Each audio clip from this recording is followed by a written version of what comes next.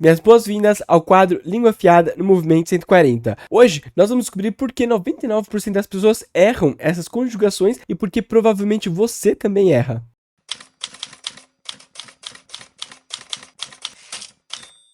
Já deixe aqui nos comentários se você conhecia essas formas verbais corretas de acordo com a gramática normativa ou se você também cometia esses erros. Como esse quadro analisa sob o ponto de vista linguístico notícias que saíram por aí, vamos então à notícia do professor então que falou sobre esses erros de gramática. A matéria tem a chamada 99% das pessoas erram o jeito de falar essas 10 palavras. Não sei de onde eles tiraram esse número, claro, eu acho que deve ser clickbait aqui, como a gente está fazendo também aqui para chamar atenção, mas o que importa é o conteúdo. Então, um professor especialista em língua portuguesa dá um recado e ajuda com a pronúncia de algumas das palavras para você não passar vergonha, alguma dessas 10 palavras, porque eles acrescentam outras palavras aqui. E eles vão focar, como vocês podem ver aqui, basicamente na conjugação do singular da primeira pessoa do indicativo desses verbos aqui, que é bem irregular e que causa confusão e dúvida na hora de conjugar por parte de estudantes ou de pessoas que precisam falar essas palavras e não sabem qual é a forma correta de acordo com a norma. Portanto, vamos ver o que o professor especialista em língua portuguesa disse sobre esses verbos.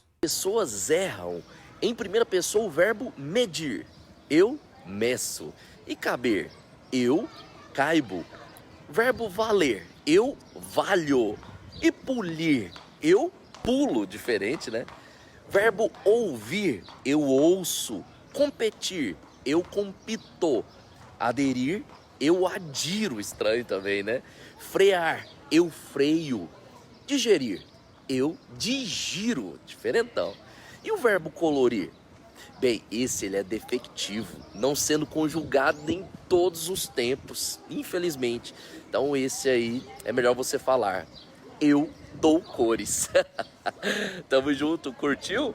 Compartilhe, salve, tudo nosso, nada dele. Como vocês viram aqui, de acordo com o professor, alguns verbos são defectivos, outros têm uma conjugação irregular. Vamos falar um pouco sobre isso e tentar entender por que você tem a tendência de falar mido ou até mesmo pido, do verbo pedir. Para começar essa conversa, nós temos que lembrar quais são as 3 conjugações que nós temos na língua portuguesa. Se você se lembra aí das aulas de português, vai lembrar que temos verbos terminados em ar, er e ir. Eu vou deixar aqui essa explicação o mais simples possível, porque o foco não é discutir o que significa e como são feitas esses temas verbais. Aqui o que importa saber é que a maior parte dos verbos, quase todos os verbos na língua portuguesa, vão terminar em AR, ou seja, ar. Isso porque essa é a conjugação mais produtiva na língua portuguesa, e você pode notar isso quando você traz um verbo de uma outra língua, por exemplo, do inglês, que é bem comum, e você tenta transformar esse verbo num verbo adaptado às gramáticas, as regras da língua portuguesa. Como num vídeo recente que eu lancei na semana passada falando sobre as novas palavras do português,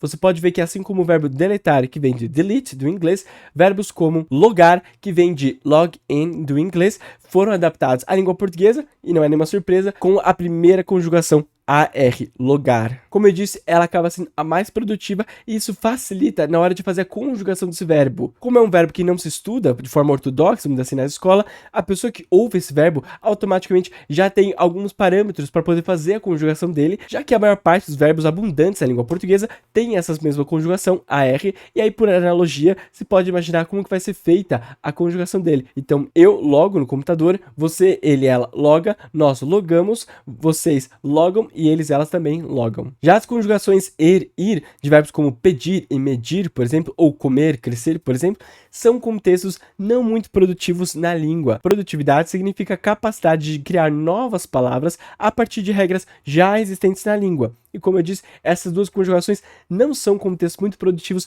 para gerar novas palavras. Um exemplo claro disso é, como eu disse, as palavras importadas de outros lugares, por exemplo, que têm a tendência de serem feitas ou criadas no contexto da primeira conjugação e não na segunda ou terceira, por exemplo. E até parece que seria óbvio pensar que o verbo delete, que tem já um E ali do inglês, você formaria um verbo deleter, talvez na língua portuguesa, mas no caso, como a gente sabe, a língua não segue essa lógica tão clara porque ela tem outras regras de funcionamento que estão mais associadas à economia linguística e também à questão da produtividade que eu acabei de falar. Como a primeira conjugação é a mais abundante, é mais fácil e mais intuitivo para os falantes usarem essa conjugação para ter outras referências de como conjugar. E o que é mais interessante desses verbos aqui que estão listados, e o que ele cita também, o professor cita ali no Instagram, é que existe uma tendência do alçamento, ou seja, do fechamento da mandíbula mandíbula dessas vogais médias E e O, por exemplo, para se tornarem I e U na conjugação da primeira pessoa do singular, do presente do indicativo, desses verbos aqui, por exemplo, que nós temos a segunda e terceira conjugação. Como, por exemplo, verbos que eu separei aqui. Ferir, que fica firo. Refletir, que fica reflito. Seguir, que fica sigo. Engolir, fica engulo. E dormir, fica durmo. Percebam que dormir, durmo, seguir, sigo, todos eles têm o fechamento ou alçamento da vogal média E ou O para se tornar U e I. Isso não é nenhuma coincidência. Como sempre, as referências vão estar aqui na descrição do vídeo para vocês se aprofundarem no tema caso tenham interesse. E também saber de onde eu tirei essas informações, é claro. Como vocês podem ver, 91,1% dos verbos são verbos harmonizados. E a harmonia vocálica, nesse caso, é o que nós falamos desse tal alçamento, a adaptação do verbo na primeira pessoa do presente indicativo no singular, quando a vogal fica mais fechada. Então, seguir, a vogal média fica sigo, ela fecha mais, assim como engolir, engulo, ou seja, o alçamento da vogal U. E percebam que os verbos que não estão harmonizados são apenas 3,5% de todos os verbos dicionarizados que terminam nas duas conjugações er e ir e que tem a vogal média E ou O, por exemplo, nelas. E agora, é claro, vem a pergunta: quais verbos, que nós já falamos aqui, vocês imaginam que estão entre esses 3,5% que não respeitam a tendência da língua?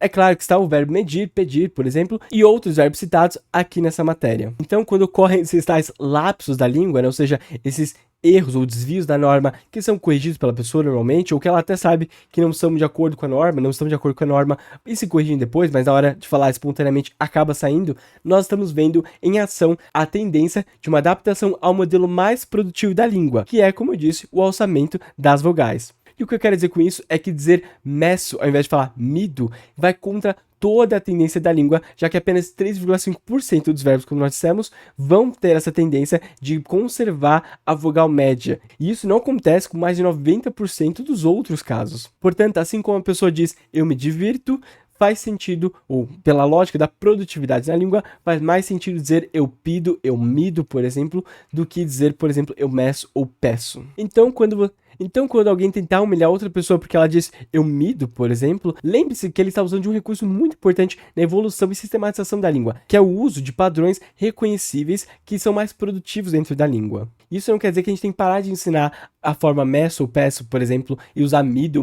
mas acho que é mais válido tentar entender por que ocorrem esses tais lapsos na língua para acabar com esse fantasma da estupidez, ou da burrice, ou da falta de instrução que talvez algumas pessoas usem de justificativa para humilhar outros. Não é o caso desse professor aqui, não tô dizendo que é isso, mas eu acho que só dizer o que é certo e errado, ou não explicar por que 99% das pessoas, vamos dizer assim, erram essas formas, não me parece muito interessante, já que parece que as pessoas não têm capacidade de aprender formas que parecem tão bobas, parecem poucas formas, mas porque elas são justamente a minoria dos casos da língua. Já, por exemplo, a defectividade do verbo colorir, como o professor cita aqui, esse verbo não tem conjugação, não existe conjugação desse verbo em todas as pessoas do discurso. Significa dizer que não existe nenhuma forma registrada no dicionário, por exemplo, para dizer que você faz o ato de colorir no presente indicativo. Eu coloro, por exemplo. E essa defectividade dos verbos acontece porque é como se a língua não visse um contexto favorável para a existência desses verbos. É como se a ideia de uma pessoa ativamente executar aquela ação na primeira pessoa, no caso do verbo colorir,